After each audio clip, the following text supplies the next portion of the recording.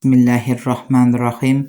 Alhamdulillahi robbil alamin va salatu va salam ala rasulina Muhammad va ala alihi va ashabihi ajmain.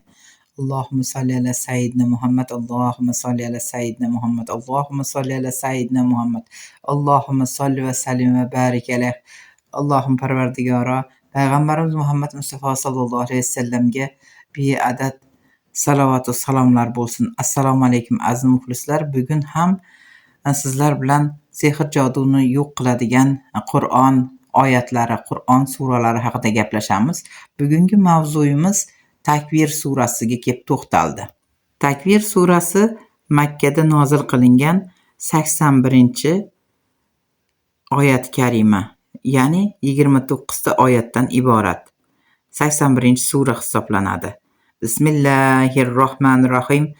Iza shamsu kuvirat va izan nujumun kadarat va izal jibalu suyirat va izal isharu utilat va izal wuhushu hushirat va izal bukharu sujirat va izan nufisu zuwijat va izal mawdatu su'ilat bi ayyi zanbin qutilat va izas suhufu nushirat va izas sama'u kushitat va izal jahimu su'irat va izal jannatu uzlifat alimat nafsum ma ahtarat fala uqsimu bil khunas al jawaril kunas wal layli iza as'as was subhi iza tanaffas innahu laqawlu rasulin karim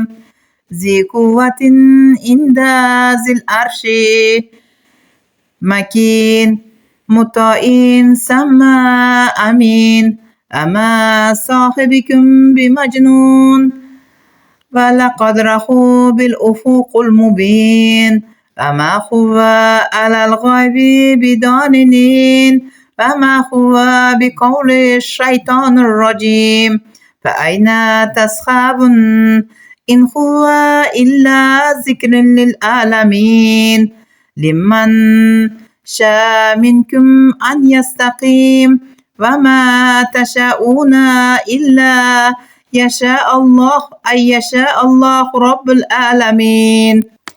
Mehribon va rahimli Alloh nomi bilan boshlayman. Quyosh o'rab qo'yilganida, yulduzlar ham o'z falaklaridan to'kilganida, tog'lar ham o'z joylaridan jildirilganida, qornidagi bolasi 10 oylik bo'g'oz tuyalar ham qarovsiz qolganida, vahshiy hayvonlar ham bir joyga to'planib qolganida, dengizlar kuydirilganida, ruhlar qaytadan jasadlarga qo'shilganida, har bir tiriklay ko'milgan qizdan so'ralganida, ne gunohi uchun o'ldirilgan deb, yana sahifalar nomai amol ochilganida, osmon yer ustidan sidirib olinganida, do'zax kofirlar uchun qizdirilganida, jannat taqvodorlarga yaqin qilinganida, ya'ni qiyomat kuni har bir jon o'zi shu kun uchun hozirlab kelgan narsani, yaxshi yomon amallarini sahifadan o'qib bilur. Bas qasamyod etaman, qayta chiqib ko'rinib turuvchi yulduzlar bilan, 5 ta yashirinuvchi sayyoralar bilan, o'z zulmati bilan kelib ketayotgan tun va otayotgan tong bilanki, albatta u Qur'on, bu ulug' elchi Jabroil Alloh huzuridan keltirilgan vahiy so'zidir. Jabroil quvvatli, arshning sohibi, Alloh nazdida martabali, u joyda farishtalar tomonidan itoat etiluvchi va ishonchli zotdir. Sizlarning sohibingiz Muhammad majnun emasdir. Darhaqiqat, uni Jabroilni bahaybat suratda aniq ufqda ko'rdi. U Muhammad g'aybga, vahiyga baxil ham emasdir. U Qur'on quvilgan mal'un shaytonning so'zi emasdir. Bas sizlar uni inkor etib qayoqqa ketmoqdasiz? U Qur'on haqiqatdan butun olam xalqi uchun eslatmadir. Orangizdagi to'g'ri yo'lda bo'lishni xohlagan kishilar uchun albatta. Sizlar faqat olamlar parvardigori bo'lmish Alloh xohlasagina to'g'ri yo'lda bo'lishni xohlarsiz. Bir inson uyi sehr qilingan deb gumon qilsa, Takvir surasini boshidan oxiriga qadar o'qisa, Alloh taolo haqiqatdan, ya'ni uning uyini sehr qilinmaganligini bildiradi. O'zini sehr qilingan deb taxmin qilgan inson bu surani boshidan oxiriga qadar o'qisa, sehrning kuchi yo'qoladi. Bu sura o'qilganda Alloh taolodan har qanday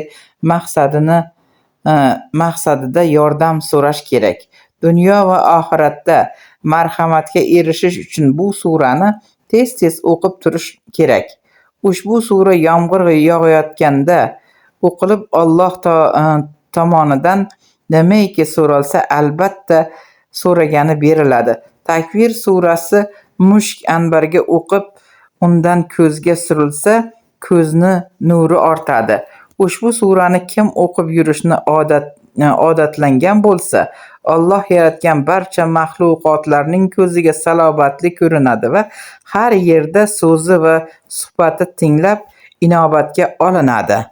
Mana Takvir surasini sizlarga ma'lumotini berdim. Hammangiz o'qing. Alloh madadkor bo'lsin. E'tiboringiz uchun katta rahmat. Nima yaxshi niyatlaringiz bo'lsa, Alloh yetkizsin, ikki dunyo saodatini bersin. Uyingizdan tinchlik, xotirjamlik, baxt va xurramlik, yaxshilik arimasin. Allohu akbar.